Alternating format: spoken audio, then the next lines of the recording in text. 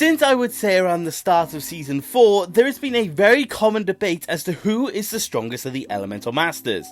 And now, with Season 2 Part 2, I would say that argument is more prevalent than ever. And there are a lot of opinions on who is and who isn't the strongest. And I'm gonna be honest, the opinion varies from person to person. But I decided that I would throw my hat into the argument, and just see what you guys think. So this is going to be the rankings of the Elemental Masters in my opinion. And this is going to be as of Dragon's Rising Season 2 Part 2. So if you haven't seen it yet, please avoid this video because there is a lot of spoilers. But let's actually get into it, and let me talk about the criteria that I went by, and also some of the masters that I did not include. There are three main ones that are not in this list, one of them being the new Master of Shade, Obscuria, I believe that's how you pronounce her name, simply because we haven't seen a lot of her. But to compensate for that, I have put Shade in the list. So honestly, you could put either or of the masters, and that is probably where I would put them. The next up of the ones that I haven't included is going to be Morrow,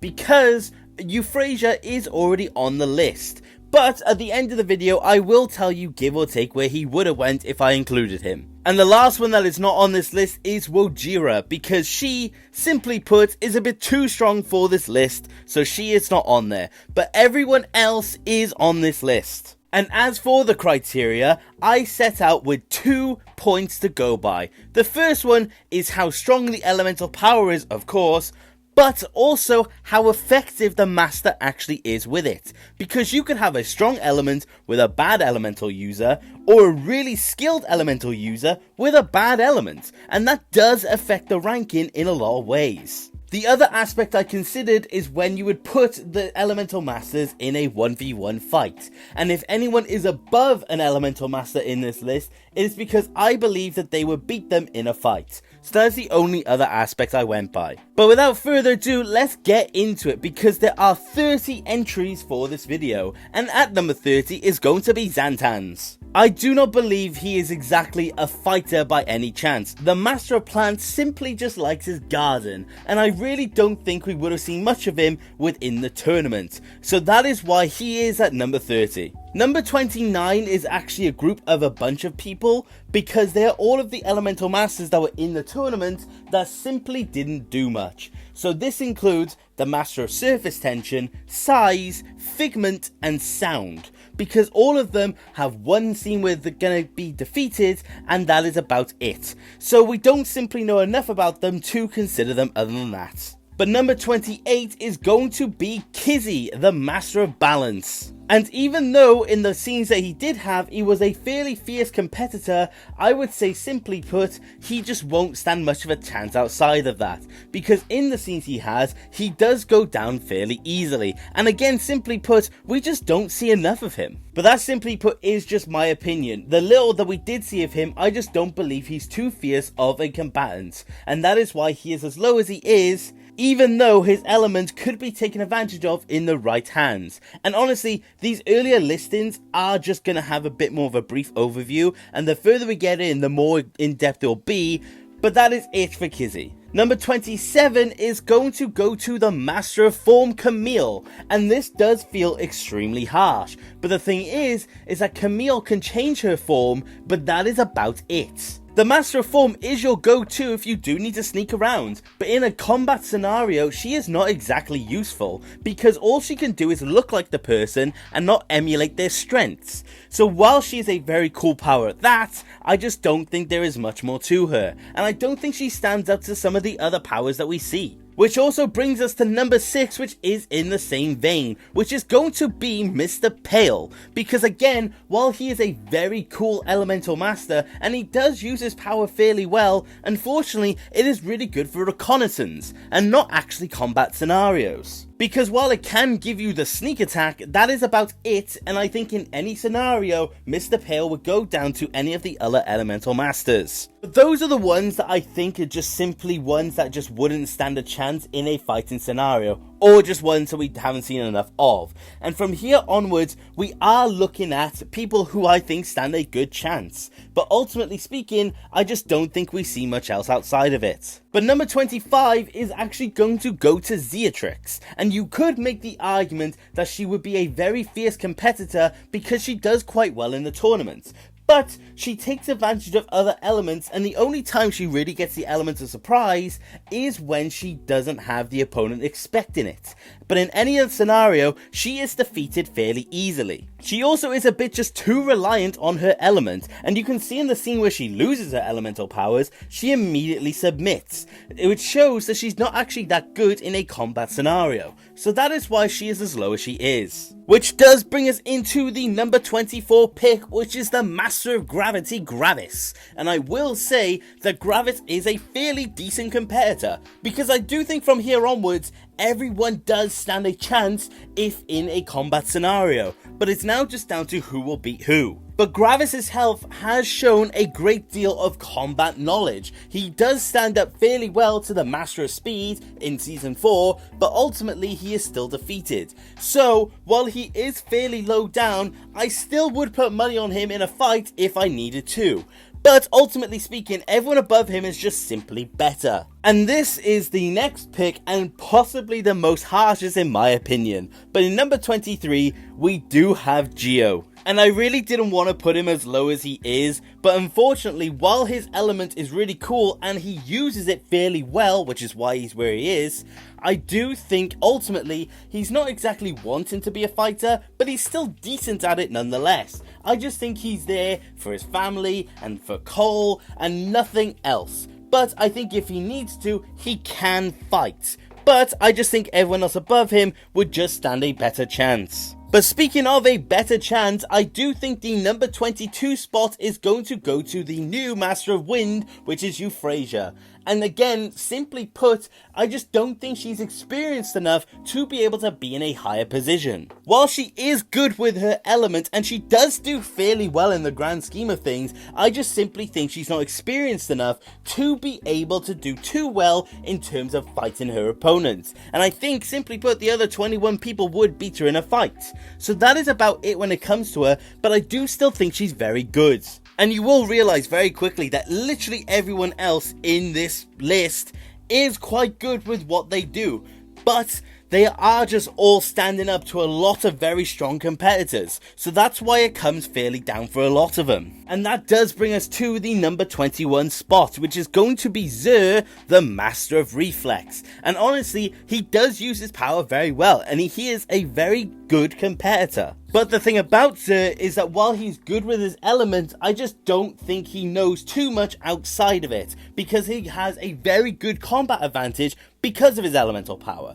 But I think removing that aspect is what's not good about him. But he is still a fantastic fighter. Again, this does just feel very harsh. Honestly, this whole list feels harsh because I'm looking at my list right now and I really do think I've been quite harsh to some people.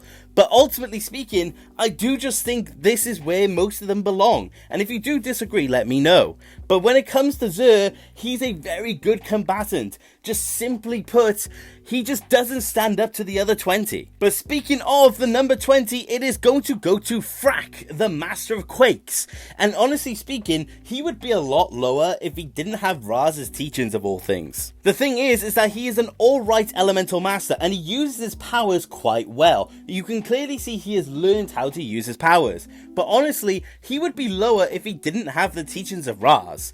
But he does, and that really is what makes him come up in the grand scheme of things. Because he is a fairly fierce competitor, and honestly he uses his elemental power quite well. But the thing is that simply everyone above him just uses their power a little bit better, or is just stronger in the battlefield. But that does bring us to our next pick, which is of course the number 19 slot, and again I feel very harsh saying this, it's going to be Wildfire. And while she is fantastic with her elemental powers of heat, I just think she's a bit too hostile in the grand scheme of things. And while she is getting much better with it, as of Season 2 Part 2, she is very much more tame in the grand scheme of things. But the thing is that she is still quite prone to violent outbursts, which really doesn't give her that combat edge. Because while she is very much good with her elemental power, and while she's quite fierce in a fight, the thing is that she is prone to losing because she loses control of her emotion, and that is why everyone above her simply would beat her in the grand scheme of things. And again, in terms of the non-elemental part of the criteria, I just think everyone else above her uses their intelligence a little more than Wildfire, which again sounds very harsh, but ultimately speaking it is true, because Wildfire's tactic typically is run in, shoot some fire, and hopefully she wins, whereas I would say everyone above her uses things a little more tactically than that. So that is why she is at the number 19 slot. But the number 18 slot was originally the number 19, and that combat edge when it comes to how they use their elemental powers put her above Wildfire, and that is going to be Tox. And this did mostly come down to the fact that I think Tox would be able to beat Wildfire in a fight. I think Wildfire would just rush at Tox, and she would be able to use her elemental power to poison against Wildfire with absolute ease. And that is why I do think she is above her. Because we can see ourselves that Tox is quite smart in the grand scheme of things. She's honestly a very good elemental master, and that is why she deserves this spot over Wildfire, which again just feels very wrong. But I put a lot of thought into it, and I really do think she goes above Wildfire. But moving on. And this does bring us to the number 17 slot, and it's going to be Cinder, the Master of Smoke. And honestly, I did contemplate putting him a little bit lower. The thing about Cinder is that he is very reliant on Shatter Spin now, and he is still decent with his elemental powers, but he just doesn't utilize them enough. So that is why he is as low as he is. But what puts him above Tox and Wildfire is the fact that Cinder is able to beat Wildfire if needed, as it has been proved multiple times. Cinder has proven himself to have some sort of combat knowledge, and again that is probably because of Raz, but the thing is that he does apply it quite well, and ultimately speaking, I do think he would beat Wildfire in any given approach, even without the use of Shatter Spin. But ultimately speaking, he does just use his power fairly well. He's honestly quite creative with the power of smoke. And that is why he does earn the title of number 17. But we are now going to get into the next one, which is going to be the Master of Shade himself, which is, well, Shade. I do think he is quite good with his power, and he utilizes it fairly well in Season 4. Now obviously, presumably he is now gone because there is a new Master of Shade, and I would just put her up here as well, just as a bit of a placeholder, but we need to see her a little bit more. But Shade ultimately does use his power fairly well in Season 4 and Season 9, I did forget he was in Season 9 for a second there. But he does use his power very well in any given circumstance, and I do think he would beat anyone else that's been on the list so far, because he is very smart with what he does.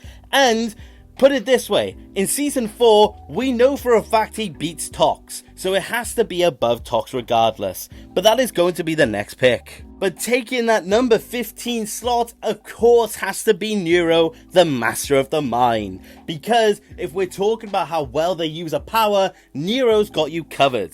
In every single instance we see Neuro use his power, he is very, very good at it. And honestly, he is a decent fighter overall. He has done very well in the seasons we've seen him in, and that is why he has to be fairly high up. Because I will say this, I think we've only ever seen Neuro actually lose once in the course of the show, and that was when he was attacked from behind by Noct in Season 2 Part 2. So honestly, he clearly has to be a decent fighter at that. But that is going to bring us to the number 14 slot, and that is going to be Sora. Now again, this feels extremely harsh, and I will say Sora has come a very long way in terms of her powers. Honestly, if we were talking Season 1 Sora, she probably would have been at the bottom of the list. But the thing is, she has become very good with her power, but I do think she still has a long way to go. Because ultimately speaking, while she has some incredible feats, and she is still fairly high up in the grand scheme of things, she is beating out a lot of elemental masters here, she still does have a ways to go,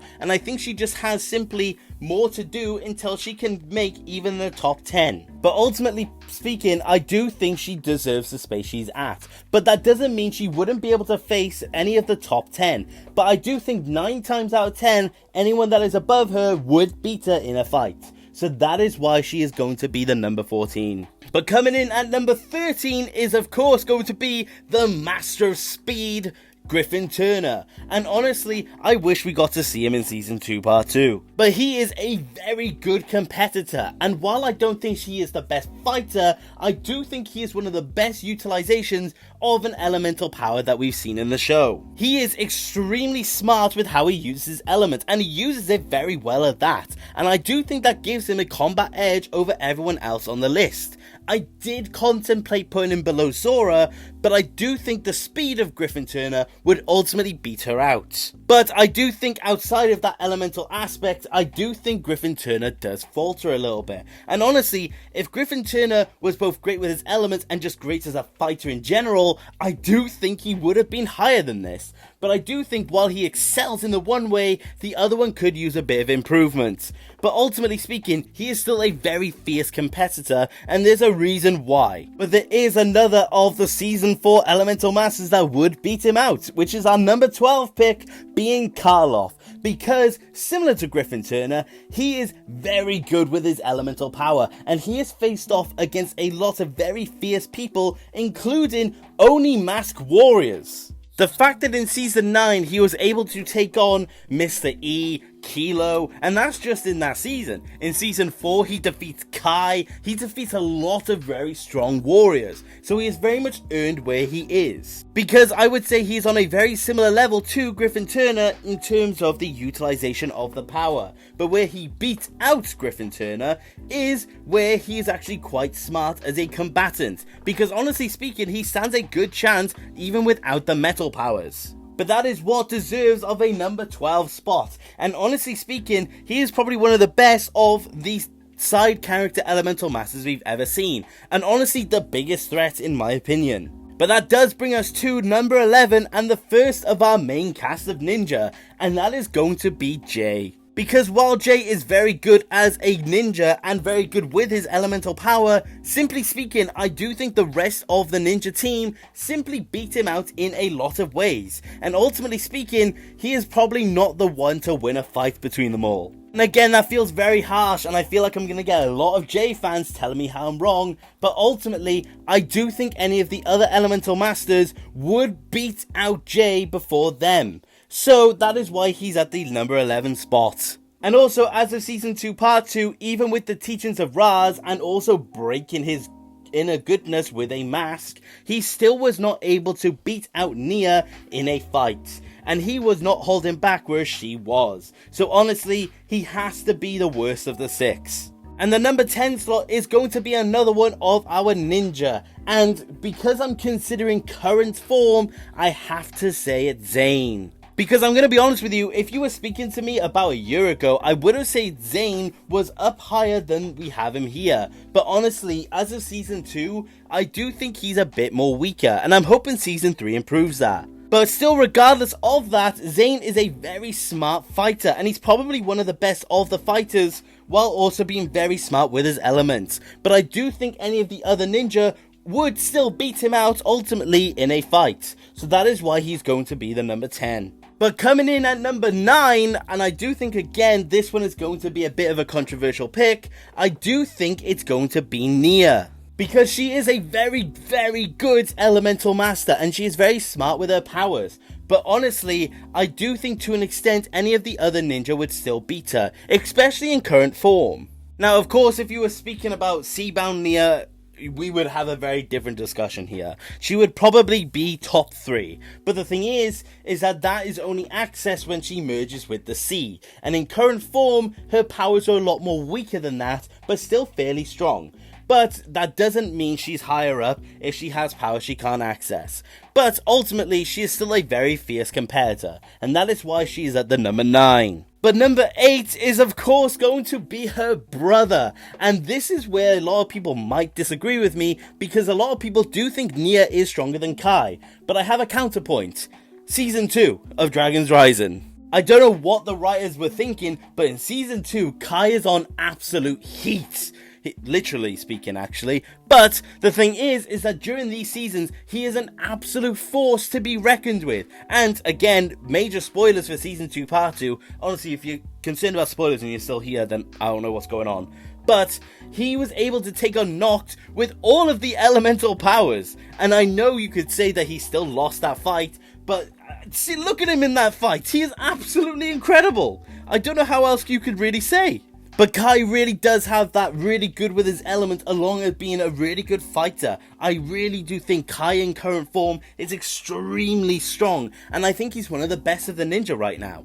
But ultimately, there are still ones above him, but he's still very good, and the number 8 spot is fantastic for the Master of Fire. But the number 7 slot is probably the last of the characters that you would consider up until this point, because 6 through 1 is of course going to be the main bulk of the users, but number 7 is going to be Cole, because I do think ultimately speaking Cole is the limit in terms of a more standard element and a more standard fighter that isn't essentially one of the first Binjitsu Master family. But Cole is an extremely good fighter, and I think in the grand scheme of things is the strongest of all of them. Cole is a professional with his element. Every single season you see him do something new and crazy, and I absolutely love it. And just in general, he is an extremely smart fighter. He has never let the lack of an element get in his way. But Cole is just simply fantastic at what he does, and at his upper limit, say in Season 13, he was absolutely amazing. And even in Dragon's Rising, he is sat there calling in stone mechs to surround him, he's doing crazy stuff with his hammer, he is just an all-round beast, and there's no way he is not at the number 7 slot. And he is also one of the characters that have been able to take on a lot of the other characters above here. I mean, he went toe to toe with Garmadon and even held the mega weapon without popping into dust. And you could just say that's an animation error, but I would just like to think that Cole is just that much of a beast. But that is the number 7 pick. Number 6 though is going to be one that I didn't exactly want to include, or at least not have him up here, because I do think there's a lot into this one. But let's get into the Time Twins, because they are number 6. Because ultimately speaking, they are extremely good fighters, and they do extremely well in the grand scheme of things, beating out Kai and Nia in a fight, the battle between the siblings, and also taking on all of the elemental masters and doing fairly well at that. So they're extremely skilled fighters, let's get that out of the way. But how do they handle their elements? And honestly, they do it fairly well, but they do have the odd occasion where they're a bit weird. The thing is that with the Time Blades, they are extremely good with them and they utilize them very well. And there's not many times that they get out of a battle being the loser. But ultimately speaking, they still have a few instances where they don't do too well of them. And honestly, you can mainly consider that in the flashback. And this is the reason they're not higher, because in the flashback where they're fighting Wu and Garmadon, when they're losing their fight, and honestly that's the point above all else, they don't beat Wu and Garmadon, who are both on this list. The thing is that when they lose, they just shoot all of their time energy at them for no apparent reason. I don't know what their intention was in that moment, but it shows that they are prone to silly decisions. And that is why they have to be a little bit lower in the grand scheme of things. So that is why they're not higher up, because I know a lot of people do put them up higher, but I think in the grand scheme of things, everyone above them will beat them. And that is very much prevalent considering that the number 5 pick is Wu himself, who beats the Time Twins. But yeah, Wu is at number 5, and you may be thinking, why is he at number 5? He should be a little higher. I am putting him here simply because, while he is a very good fighter and debatably one of the best, the thing is that he's very restricted with how he uses powers. He could use his powers more, but he simply doesn't. So that does take away a couple of points for him. But in the grand scheme of things, he is still such a very good fighter, so ultimately he has to be this high up. Because think of him in terms of Crystallize the last main time we saw him. He absolutely bodies the Crystal Council and he takes on the Overlord fairly well. Ultimately he does lose, but he still has a very good fight with him. And he gets worn out if anything, instead of actually losing to the fight.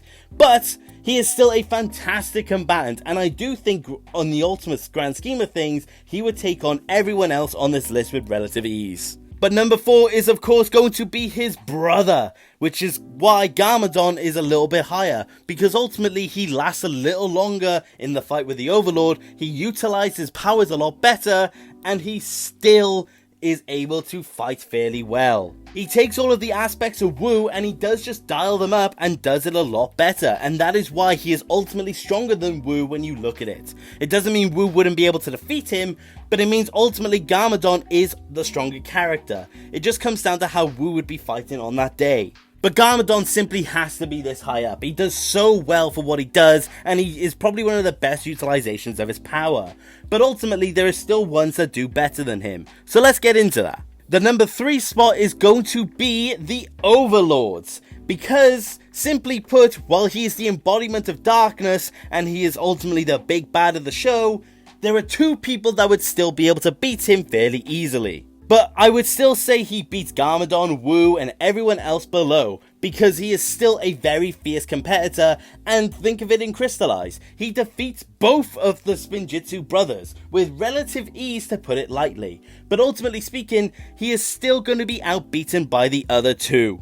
And that number 2 spot is of course going to be Lloyd himself, because he does do the element fantastically, he is a very good fighter, and ultimately he is able to beat the Overlord. And you could make the argument that he always needs help to defeat the Overlord, but he still is able to do it, and I think he would be able to do it without certain power-ups. And just simply put, he is just the Green Ninja. He is the ninja, the ultimate Spinjitzu master, and I don't think you can really argue with that point. But I do have an honourable mention. Now, there is a certain character missing when it comes to this list, and honestly, she was originally in it, but I took her out, and I will explain why.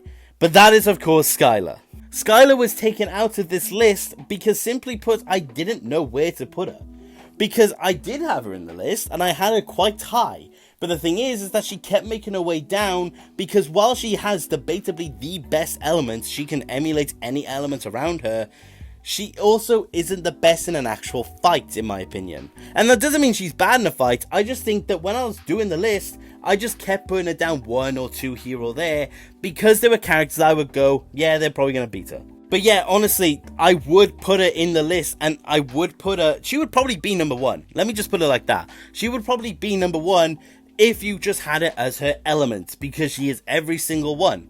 But also I had to consider Skylar as a fighter, and I just don't think she was going to be able to face Lloyd, the Overlord, Garmadon, Wu, the Time Twins, honestly Cole, Kai, and Nia as well. Maybe she would have ended up number 10, but again, that just felt too harsh, so I took her out of the list for that reason. She was way too difficult to place. But yeah, let's get to the number 1 pick, and it's going to be fairly obvious that, of course, the first Spinjitzu master, the creator of Ninjago, the creator of multiple realms. He does everything. He is literally everything. He is the start. Yeah.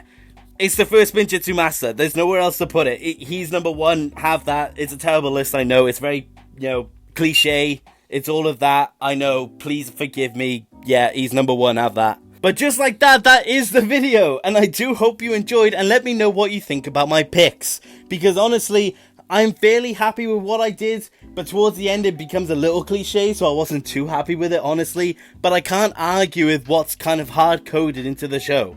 So that about does it. But yeah, let me know if you want to see more videos like this, where I do a strongest to weakest or a best to worst for any aspect of the show. And let me know what you would want to see for it. But yeah, like I said guys, that about does it. Thank you for watching, take care, okay,